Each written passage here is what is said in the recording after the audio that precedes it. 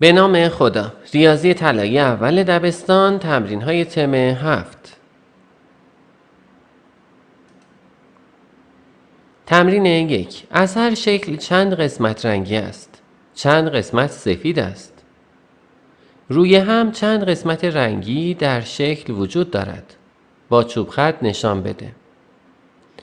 شکل اول 3 قسمت رنگیه، 3 قسمت سفید رنگ. در شکل دوم 2 قسمت رنگیه، 4 قسمت سفید رنگ. کلاً چند قسمت رنگی وجود داره؟ 1 2 3 4 5 قسمت رنگی. با چوب خط نشون میدیم. 1 2 3 4 5.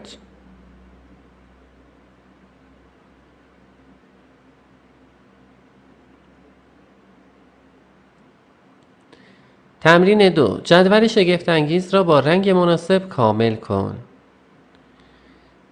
در جدول شگفت‌انگیز گفتیم 3 حالت نگاه میکنیم.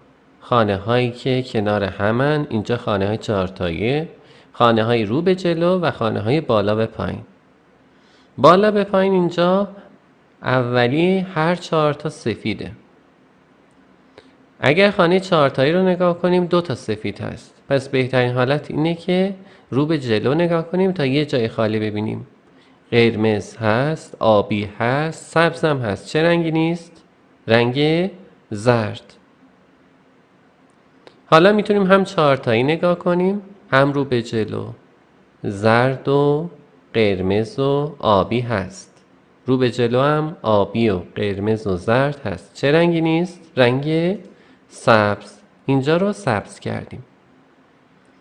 حالا اینجا هم در خانه 4 تایی 2 تا جای خالی داریم. از بالا به پایین هم 2 تا جای خالی داریم. پس بهتره رو به جلو نگاه کنیم. زرد هست، سبز هست، آبی هم هست. پس اینجا قرمز میشه. حالا این خونه رو میتونیم هم 4 تایی نگاه کنیم، هم از بالا به پایین و هم رو به جلو.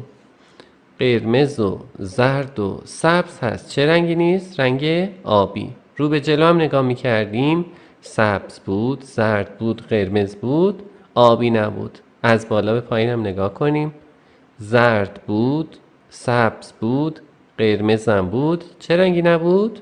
آبی.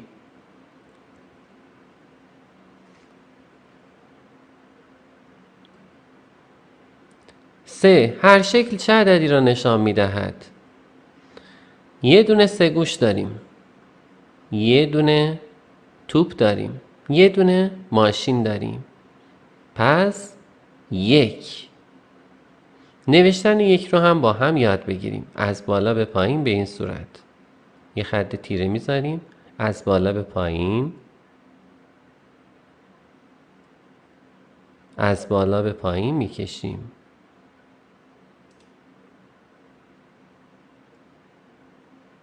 به همین صورت ادامه میدیم. چه عددی نوشتیم بچه ها؟ عدد 1.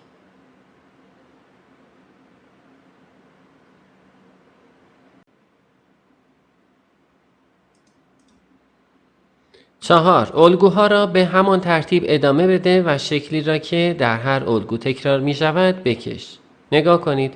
یه خط رو به جلو، یه فاصله، یه خط از بالا به پایین. یه خط رو به جلو، یه خط از بالا به پایین. یه خط رو به جلو، فاصله، یه خط از بالا به پایین. همینطور ادامه میدیم. بعد یه نمونه از الگو رو هم در این قسمت میکشیم. دومی رو نگاه کنید.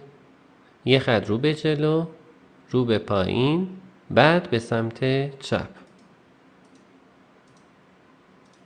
به همین ترتیب این الگو رو هم میکشیم.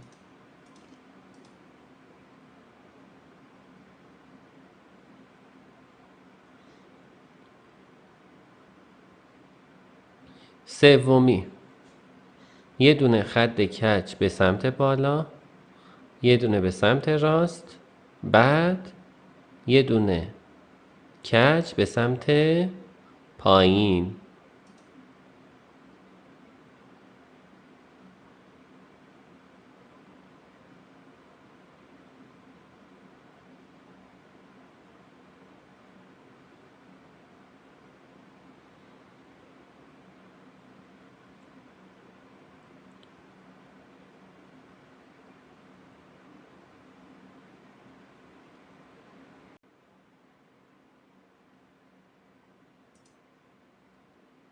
تمرین 5. هر شکل چه عددی را نشان می دهد؟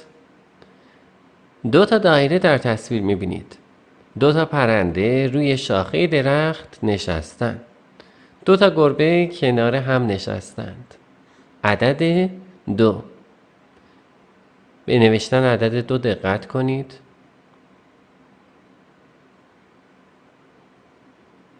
به همین ترتیب سطر رو کامل می کنید.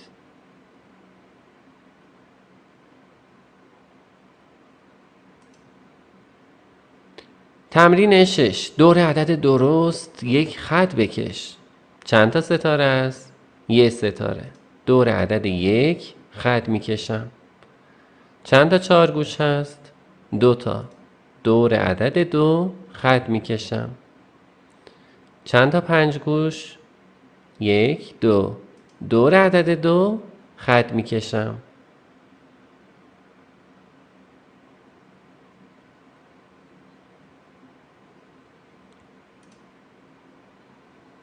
تمرین 7. شابلون را برگردان و طرف دوم شکل را مثل شکل نمونه بکش.